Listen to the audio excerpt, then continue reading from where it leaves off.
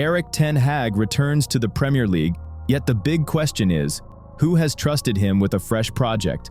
Barcelona see Harry Kane as a priority signing and are planning a huge transfer push.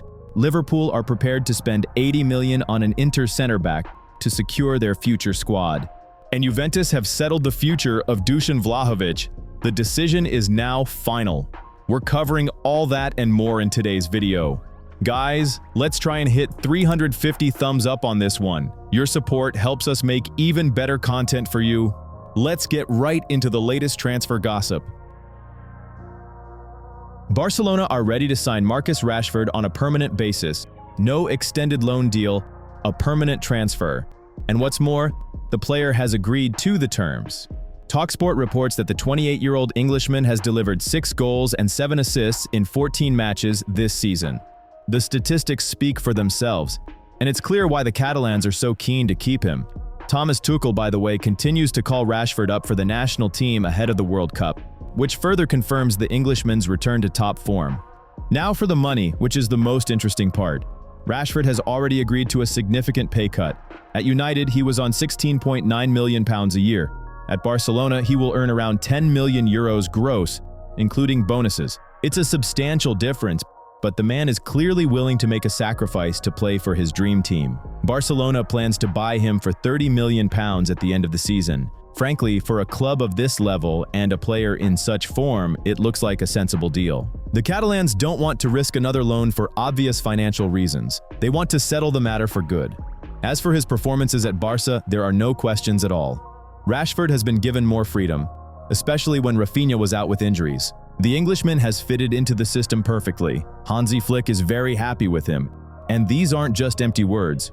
You've seen his performances. The guy is playing with a fire that many felt was missing in his final years at Manchester.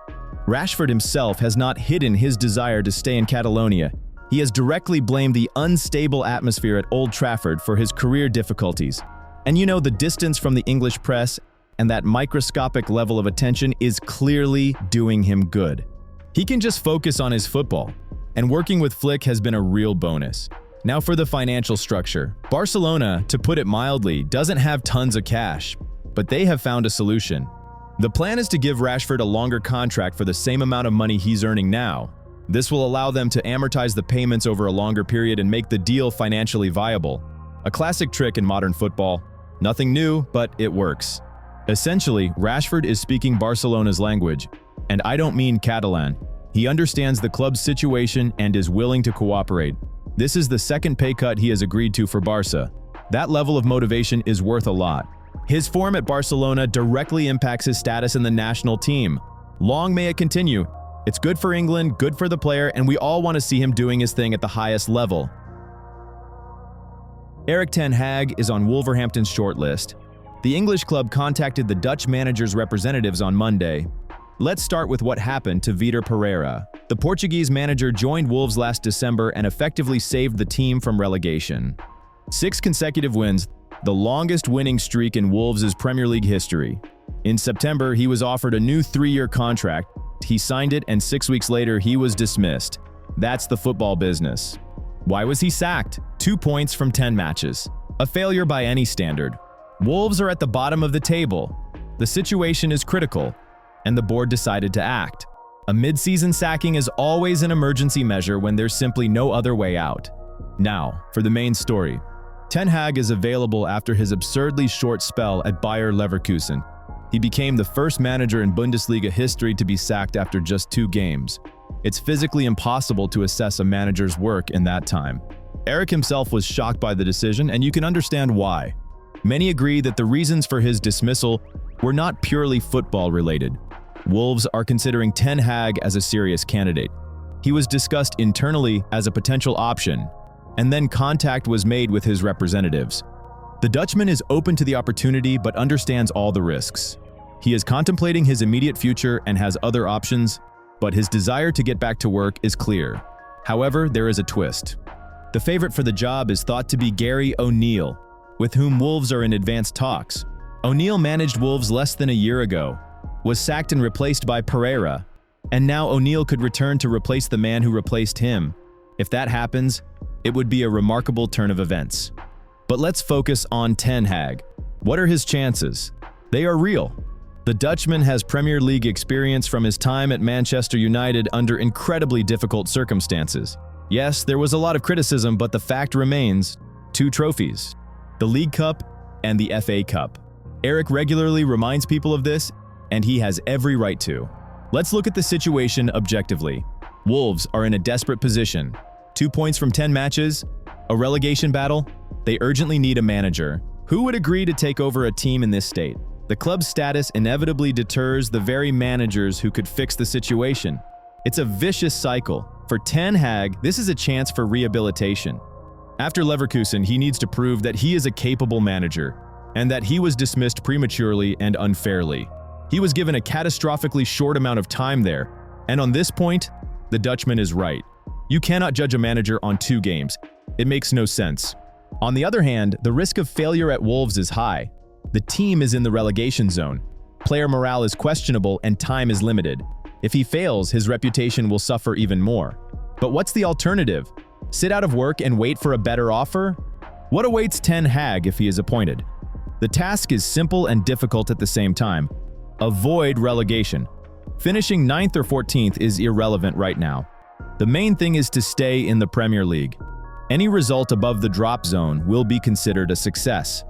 This would help restore his managerial credibility, which has taken a hit after recent events. Is it realistic to save Wolves? The season is long. There are many games left.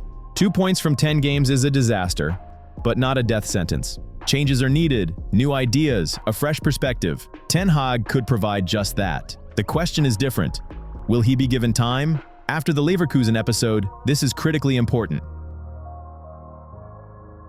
Dusan Vlahovic is on his way out of Juventus. According to Turkish journalist Ekrem Koner, a proper queue of top clubs is forming for the Serbian striker. Arsenal, Chelsea, Spurs, and Barcelona. All 4 big guns are actively keeping tabs on the 25-year-old. Juventus are valuing Vlahovic at around 15 to 20 million euros, which in today's market is an absolute fire sale. For a striker of his quality, that's just ridiculous money. But here's the catch. His contract runs out in 2026. But the club knows the score. Either they sell him this winter for that kind of cash, or they'll lose him for peanuts once he gets into his final year. It's been interesting watching Vlahovic's turnaround this season. 7 goals and an assist in just 735 minutes over 16 games. The guy's clearly had a resurgence after a pretty tough time in Turin. And this revival has happened right as his contract situation has become a talking point. Right, let's look at the clubs. Arsenal being on the list is a bit strange, isn't it? Arteta has 3 options up top, so you'd think, why another one? But the Gunners are still keeping him on their radar. Looks like the boss either wants more options for rotation or isn't totally sold on his current strikers. Chelsea have been watching the Serb for ages. That's not news. The Blues were always monitoring him, but a deal never actually happened. Maybe now is the perfect time, with the price and the situation lining up perfectly for them. Barcelona makes the most sense in all this. Lewandowski won't go on forever. The Pole is already 37, and the Catalans desperately need to plan for their attack. Vlahovic is exactly the type of player who could be their long-term answer. The only problem is Barca's financial issues could be a major hurdle, even at that low price. Alright guys, let's take a quick break. If you could smash that like or dislike button, any reaction is massive. Thanks for getting involved, it really helps the channel out. But it's Spurs who, according to the latest whispers, are in pole position here. Thomas Frank needs a classic number 9, and the Serb fits that mold perfectly. Spurs could genuinely get this deal done faster than anyone else. Juve's stance on this seems pretty final.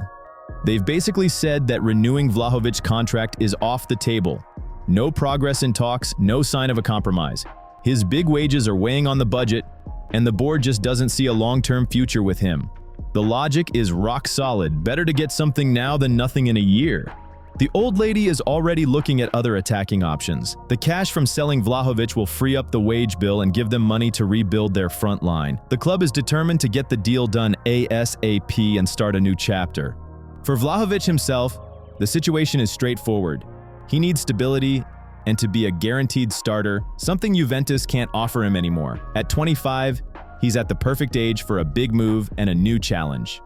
The January window will show who's the quickest and boldest in this race. For 20 million quid, Getting a striker with Serie A experience and a proven goal record is a chance top clubs won't pass up.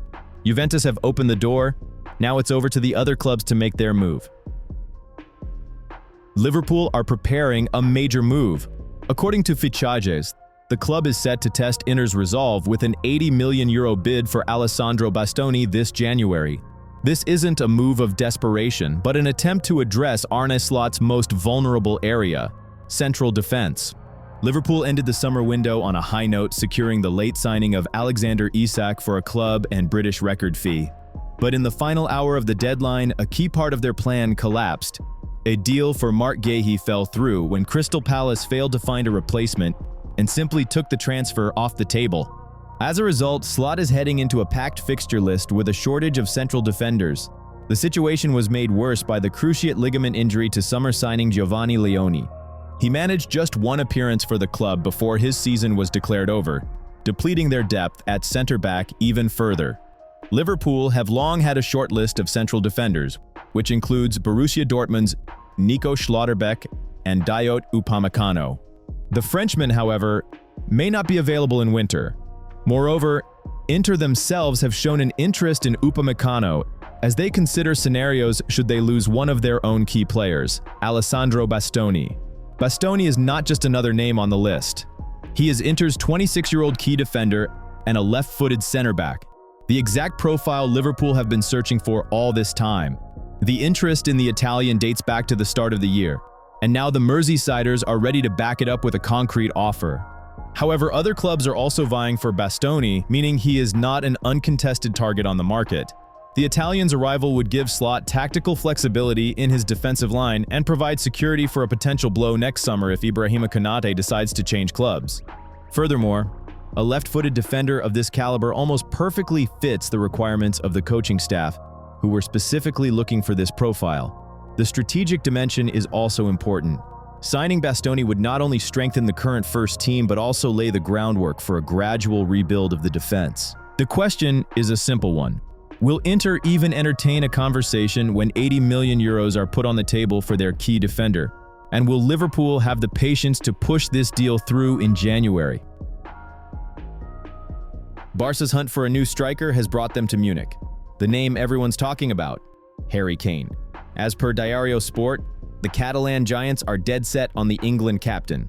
The key here is Kane's Bayern deal, which he signed in summer 2023. His reps apparently got a few clauses written in.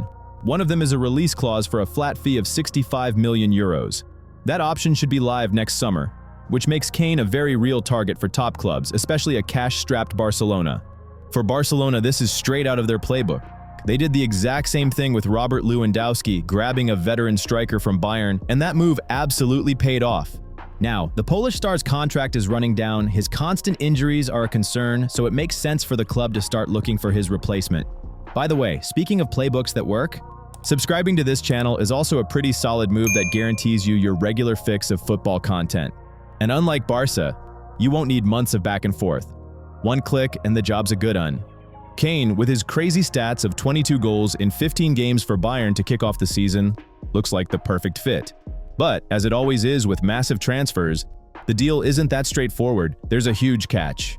For that €65 million clause to be activated in the summer, Harry Kane has to tell Bayern he wants to leave in January. Just think about that. It's a massive call to make halfway through the season when you're the main man for your team. Sources are saying he's seriously thinking about a switch to Camp Nou. The feeling, it seems, is mutual. His people are already talking to Barcelona and a bunch of other clubs worldwide, including teams in Saudi Arabia. This is just agents doing their job, sounding out interest and laying the groundwork. Barca is now fully up to speed on all the terms of a potential deal and is keeping a very close eye on things. But then there's the other side of the coin. Kane himself has played down any talk of leaving Munich in recent interviews. He's even hinted at signing a new contract with Bayern, which would, of course, scrap any release clause from his current deal. Right now, it's tough to see him leaving Bayern. The team's on fire, Kane is flying, and his family seems happy and settled in Germany. The money side of things is a big factor too. Barcelona has done a great job sorting out their finances, and moving back to the new Camp Nou will give their budget another big boost. But Kane's wages, around 25 million euros before tax, could be a sticking point, especially with Premier League and Saudi clubs expected to table much bigger offers. And don't forget the competition. If Kane is officially on the market, Barcelona will be in for a proper battle. His old club Tottenham will almost certainly have a go. Saudi clubs are already talking to his camp, and pretty much every top club in Europe would jump at the chance. So, what's the bottom line? Barcelona wants Kane.